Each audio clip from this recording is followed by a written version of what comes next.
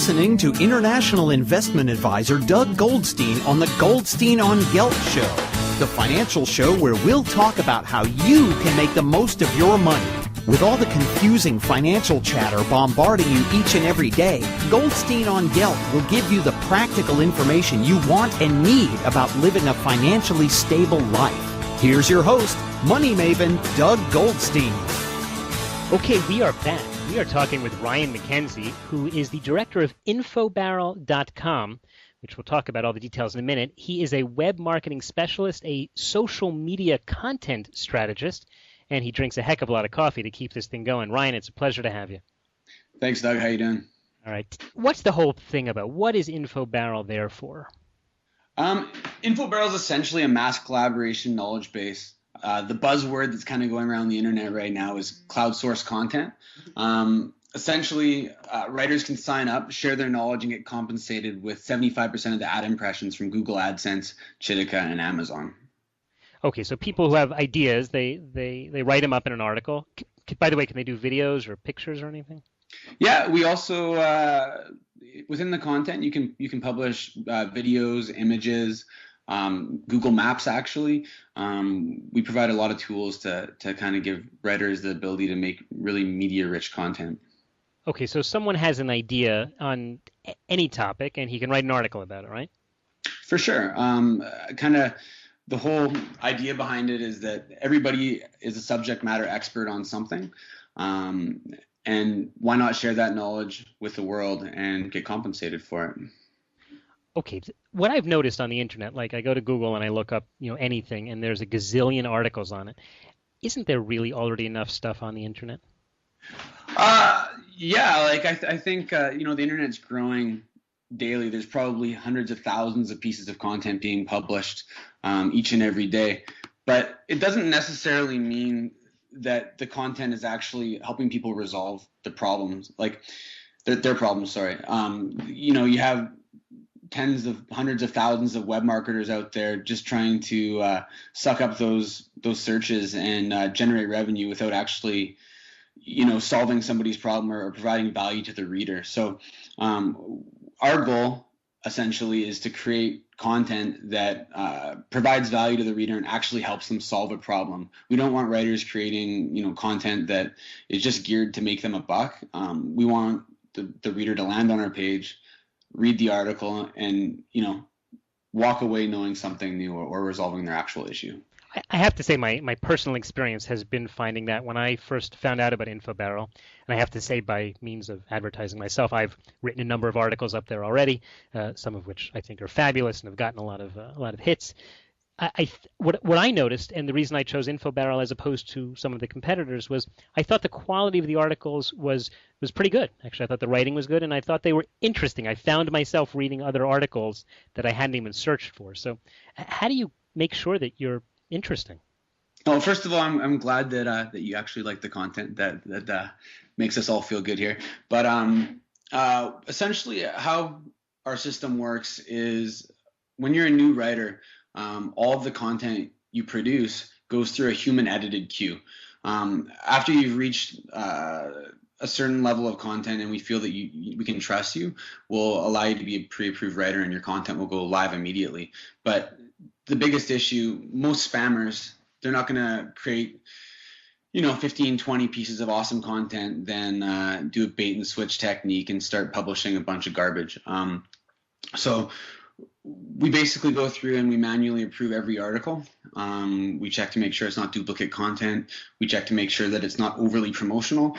And we verify that the article is written with decent enough quality standards that somebody would be able to actually benefit from reading it. So essentially, we read over everything and make sure that it's got a place on Infobarrel. So if someone wants to write an article about some topic that's incredibly esoteric, does that bother you? Define esoteric. It's probably the first time I've ever heard that word. Let's say, okay, let me ask the question like this. Let's say that someone wants to write an article that seems as though no one ever searches for it, like how to make the bottoms of chairs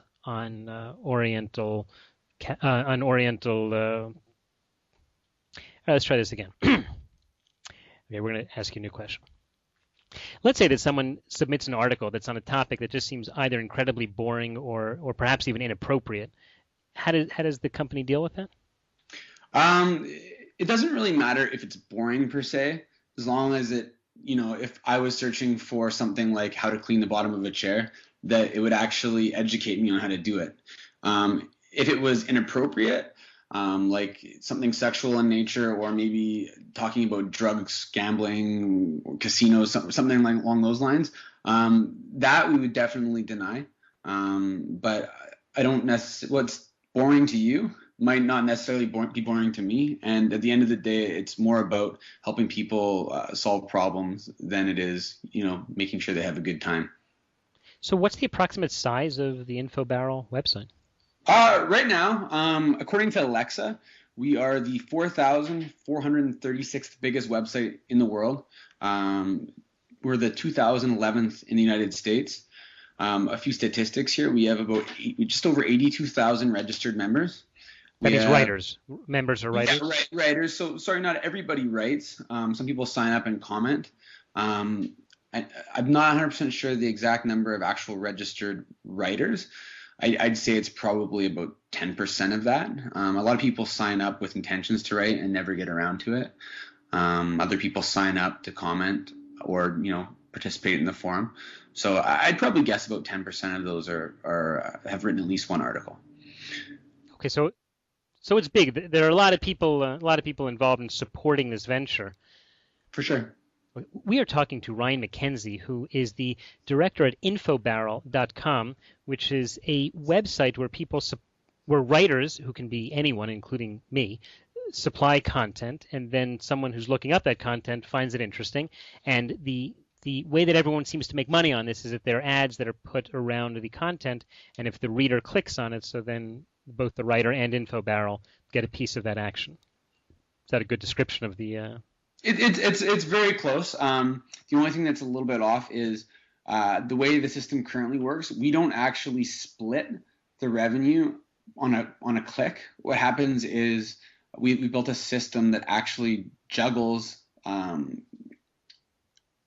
accounts, and essentially 75% of the time it would show your actual accounts, and the other 25% it would show ours. So if your account is the one being shown at any particular time, you're going to get 100% of that click. Does that make sense? Yeah, I hear what you're saying. So let's say that I have my article up, and again, you can see that article if you go to Infobarrel and type Doug Goldstein, all one word.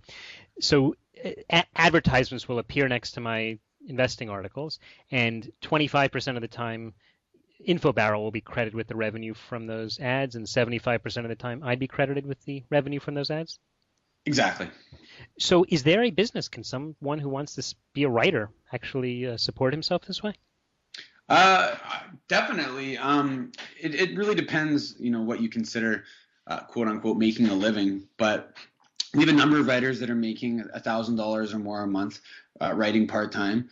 There's a lot of people that aren't really that vocal about how much money they make, just for a number of reasons. Some people are a little more private about that. But one of our more prolific writers, JC Meyer 777 is his username on the site. He's making close to $3,000 a month, and at this point, he has less than 500 articles. So what's his trick? Magic. No, he basically he's very intelligent about what he writes.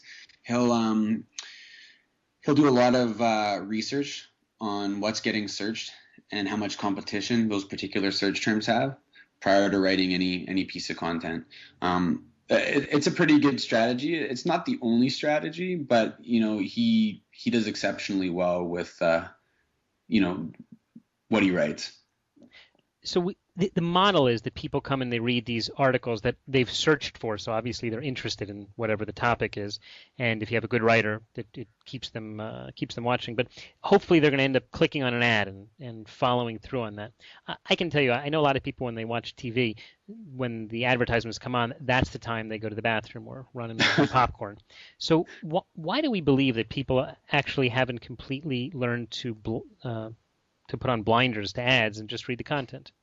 Well, I mean, the first thing obviously is you can't run to the bathroom when you're reading an article. But, If you have an iPad, you could do it. Take it with you. Yeah, that's true. That's true. I guess you could zoom in so you can't see it.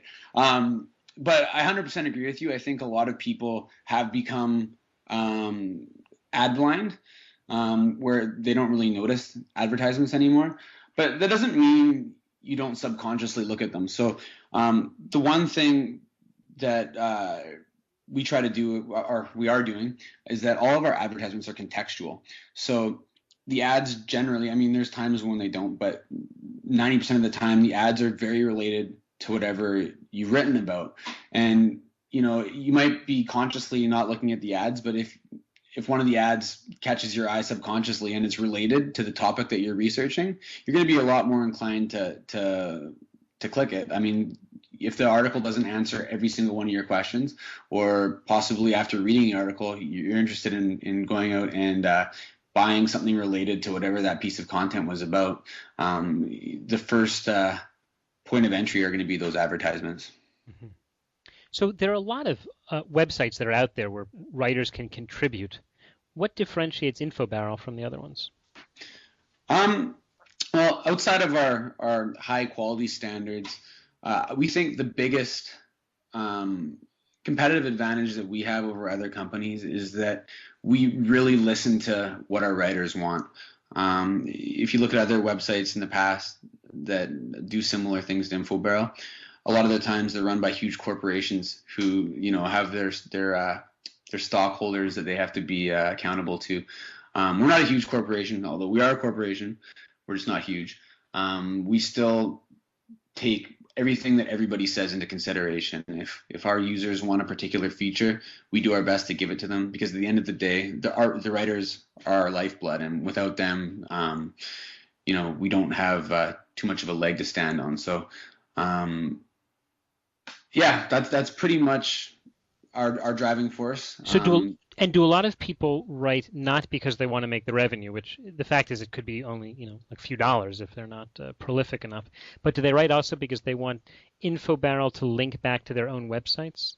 Yeah, some people do it for that as well. You have a lot of different motivations for creating content on Infobarrel. One of them would be to generate revenue directly.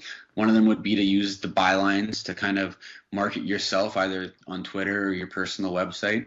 Another reason, and it doesn't really get enough attention on there, is we have the ability to donate your articles to charity. My sister actually has a disorder called Huntington disease, mm-hmm. and that's currently the charity that we're raising money for. We're close to $2,500 right now. Wow.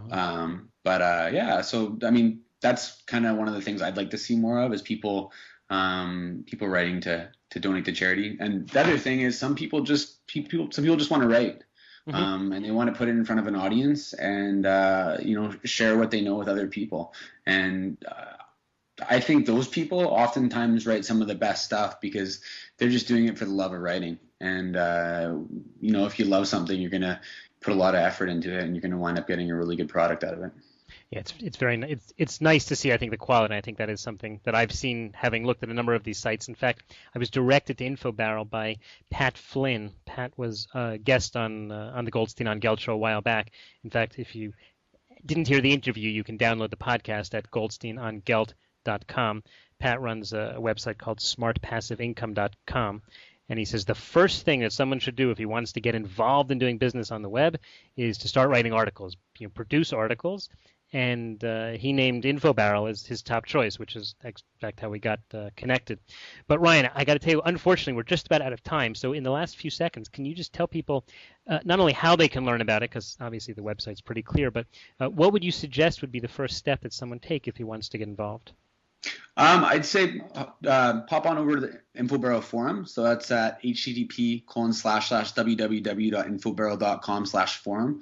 Just introduce yourself and ask some questions. Everybody in our community is extremely helpful, and they want to help everybody succeed. So first step, pop on by and say hi, and you can get going from there.